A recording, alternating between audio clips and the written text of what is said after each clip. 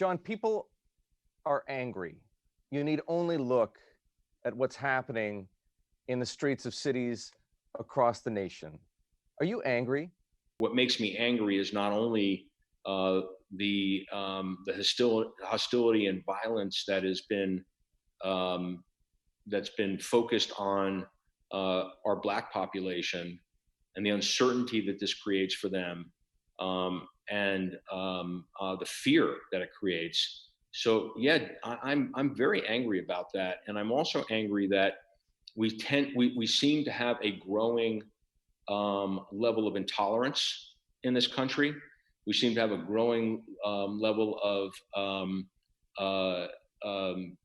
tolerance for bad behavior in this country as it relates to underrepresented groups or as it relates to our Black community.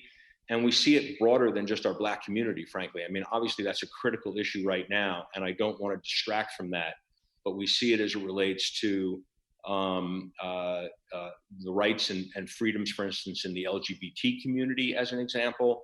We see it in a number of places, and we just have to do something about it. It's time to do something about it.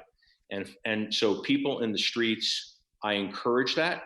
I applaud the protests. I think it's part of how it's part of how we do what we do in this country. What are you doing about it on a personal level? What are you doing about it on a professional level? What is TPG doing about it? Well, on a personal level, what I'm doing about it is, number one, is I'm reaching out to my Black friends and my Black colleagues directly.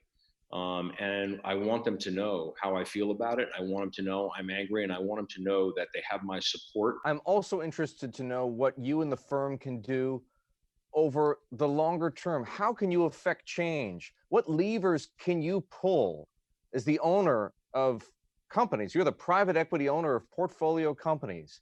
You exercise governance rights. You choose management teams. What can you do, and what will you do? We have had an initiative to add gender diversity to the boards of all the portfolio companies that we either control or have significant influence over, and we've added 75 women in the last 24 months to the boards of our portfolio companies.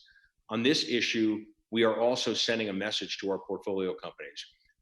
We put out a note that describes how we're thinking about this. We've now sent that to all of our portfolio companies. We're also sending that, by the way, to our LPs as well.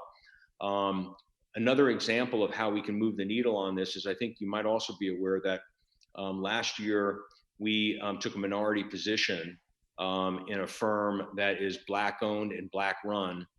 That's an investing organization called Harlem Capital.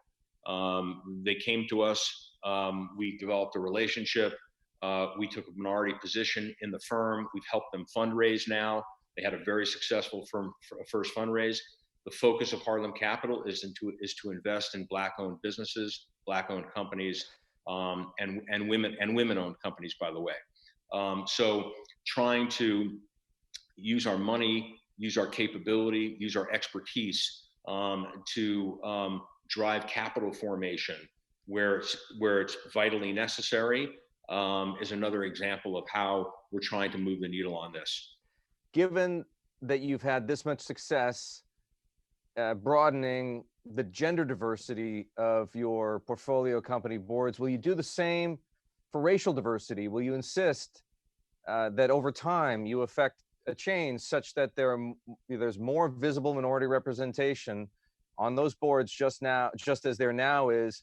Yes. There are now more women. Now that we've set up the culture and orientation in our organization, that this is expected, and that we've driven this down into our portfolio companies. And we've held, by the way, Erik, we've held our partners accountable, the TPG partnership accountable, to make changes in the composition of the board. We include that, by the way, just as an interesting aside, we include that in the performance reviews of our partners at the end of the year. So we're now expanding that to include other forms of diversity, including racial diversity, including LGBTQ. So we are doing that, and we're beginning to initiate sort of what is the natural next phase of that program.